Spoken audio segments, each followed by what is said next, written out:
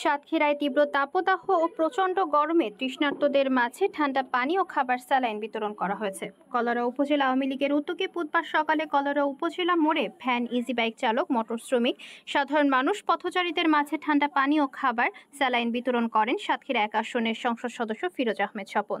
এ সময় উপস্থিত ছিলেন কলাউড়া উপজেলা আওয়ামী লীগের সাবেক আহ্বায়ক সাজিদুর রহমান খান, সাবেক যুগ্ম সাধারণ সম্পাদক আলতাফ হোসেন লালটু, কলাউড়া যুবলীগের সাবেক সাধারণ সম্পাদক রবিউল আলম, যুবলীগের সহসভাপতি মাসুমুজ্জামান মাসুম, কলাউড়া উপজেলা স্বেচ্ছাসেবক লীগের আহ্বায়ক শেখ আশিকুর রহমান মুন্না, থানা জামে মসজিদের খতিব আসাদুজ্জামান ফারুকী সহ আরো অনেকে।